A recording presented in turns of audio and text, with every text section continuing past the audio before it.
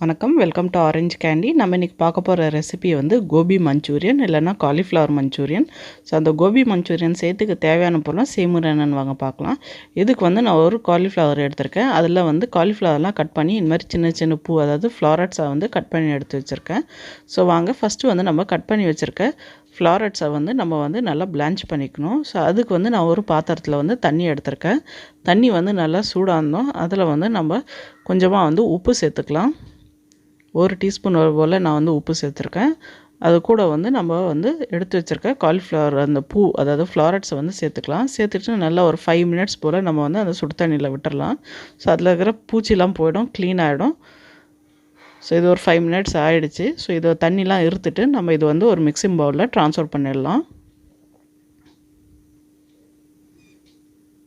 இப்போ வந்து நம்ம சுடு தண்ணியில் போட்டு எடுத்து வச்சுருக்க காலிஃப்ளவரில் வந்து நம்ம இதுக்கு தேவையான மசாலாலாம் என்னன்னு சேர்த்துக்கலாம்.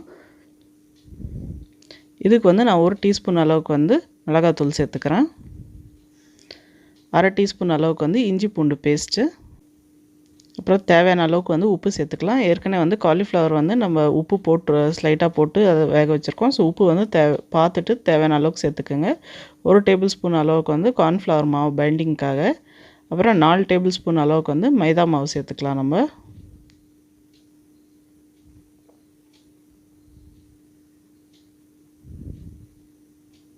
சேர்த்துட்டு இது எல்லாமே வந்து நல்லா மிக்ஸ் பண்ணிவிட்டு ஈவனாக வந்து நம்ம காலிஃப்ளவரில் கோட் ஆகிற மாதிரி மிக்ஸ் பண்ணிக்கோங்க.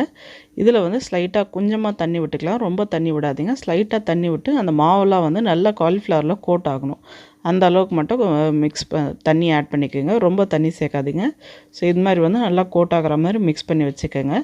வாங்க இது வந்து நம்ம ஃப்ரை பண்ணி எடுத்துடலாம்.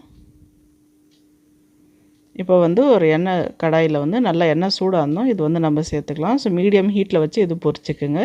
ஃப்ளேம் வந்து ஹையாக வைக்காதீங்க. ஸோ வெளியில் வந்து ஈஸியாக கறிவிடும் அது டக்குன்னு. ஸோ இது வந்து நல்லா திருப்பி போட்டு நல்லா எல்லா பக்கமாக வந்து பொன்னிறமாக ஆகிற வரைக்கும் ஃப்ரை பண்ணி எடுத்துக்கோங்க.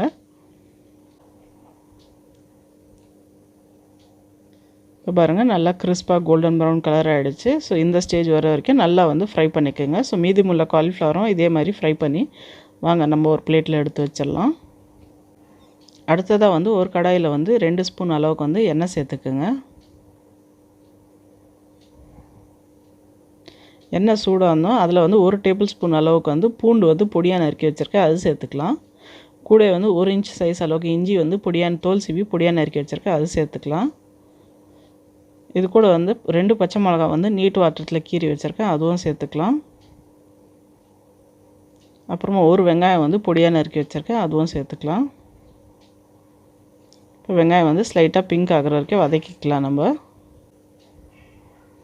அடுத்ததாக வந்து இதுக்கு தேவையான சாஸ் சேர்த்துக்கலாம். 1 டேபிள் ஸ்பூன் அளவுக்கு red chilli sauce, 1 table spoon வந்து வினிகர், அப்புறமா வந்து 2 டேபிள் ஸ்பூன் அளவுக்கு வந்து டார்க் சோயா சாஸ், அப்புறம் 1 டேபிள் ஸ்பூன் அளவுக்கு வந்து டொமேட்டோ சாஸ் சேர்த்துக்கலாம்.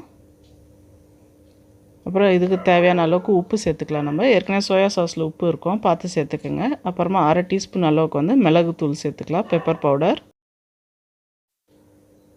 சேர்த்துட்டு எல்லாமே வந்து நல்லா கலந்து விடுங்க. இப்போ இந்த மிக்ஸில் வந்து நம்ம கார்ன்ஃப்ளவர் ஸ்லரி சேர்த்துக்கணும். ஸோ இதுக்கு வந்து கார்ன்ஃப்ளவர் ஸ்லரிக்கு வந்து 1 டேபிள் ஸ்பூன் அளவுக்கு கார்ன்ஃப்ளவரில் வந்து 1 கப்பு தண்ணியில் வந்து கலந்து வச்சுருக்கேன். ஸோ இது வந்து கொஞ்சம் செமி கிரேவியான கோபி மஞ்சூரியன். இன்கேஸ் உங்களுக்கு கோபி மஞ்சூரியன் ட்ரை வேணும்னா நீங்கள் 1/2 கப்பு தண்ணியில் 1 டேபிள் ஸ்பூன் அளவுக்கு வந்து கார்ன்ஃப்ளவர் வந்து சேர்த்துக்கோங்க. கட்டி இல்லாமல் சேர்த்துட்டு இது வந்து நம்ம வந்து இந்த மிக்ஸ் சாஸோட கலவையில் சேர்த்துட்டு நல்லா அந்த கார்ன்ஃப்ளவர் வந்து இந்த மாதிரி பாருங்கள் ஷைனிங் ஆகணும். ஸோ பாருங்கள் நம்ம சாஸ் வந்து நல்லா திக்காகவும் நல்லா வந்து கெட்டியாகிடுச்சு. ஸோ அந்த ஸ்டேஜ் வர வரைக்கும் அந்த கார்ன்ஃப்ளவர் சேர்த்துட்டு நல்லா வந்து வேக விடணும், நல்லா கலந்து விடுங்க. ஸோ கட்டிலாம் இல்லாமல் நல்லா ஸ்மூத் மிக்ஸாக இருக்கணும். இப்போ இந்த மாதிரி ரெடி ஆனதுக்கப்புறம் நம்ம ஃப்ரை பண்ணி வச்சுருக்க காலிஃப்ளவர் வந்து இதில் சேர்த்துடலாம். இது எல்லாமே வந்து சாஸில் போட்டு நல்லா மிக்ஸ் பண்ணி விடுங்க. ஒரு 2 நிமிஷம் போல் நல்லா வந்து நம்ம சாஸில் சேர்த்து மிக்ஸ் பண்ணி கலந்து விட்டுடலாம். இப்போ பாருங்கள், இது வந்து ஒரு 2 நிமிஷம் போல் ஆகிடுச்சு. ஃபைனலாக வந்து 1 டேபிள் ஸ்பூன் அளவுக்கு வந்து டொமேட்டோ சாஸ் வந்து மேலே சேர்த்துக்கலாம். சேர்த்துட்டு நல்லா மிக்ஸ் பண்ணி விடுங்க. அவ்வளோதாங்க, சூப்பரான டேஸ்டியான காலிஃப்ளவர் மஞ்சூரியன் இல்லைனா கோபி மஞ்சூரியன் ரெடி ஆகிடுச்சு நம்ம சர்வ் பண்ணுறதுக்கு. ரொம்ப ஈஸியாகவும் ரொம்ப குயிக்காகவும் செய்யக்கூடிய கோபி மஞ்சூரியன் வீட்லேயே ரெடி. கண்டிப்பாக இந்த ரெசிபி ட்ரை பண்ணி பாருங்கள், உங்களுக்கும் பிடிக்கும்னு நினைக்கிறேன். ட்ரை பண்ணி பார்த்துட்டு எப்படி இருந்துச்சுன்னு வந்து கீழே கமெண்ட் செக்ஷனில் சொல்லுங்கள். அப்புறம் இந்த வீடியோ உங்களுக்கு பிடிச்சிருந்தா லைக் பண்ணுங்கள், ஷேர் பண்ணுங்கள். அப்புறம் மறக்காமல் எங்கள் சேனல் ஆரஞ்சு கேண்டிக்கு சப்ஸ்கிரைப் பண்ணுங்கள். கூட வந்து பெல் ஐக்கனை ப்ரெஸ் பண்ண மறக்காதீங்க. அப்போ தான் எங்கள் சேனலோட உடனடி நோட்டிஃபிகேஷன்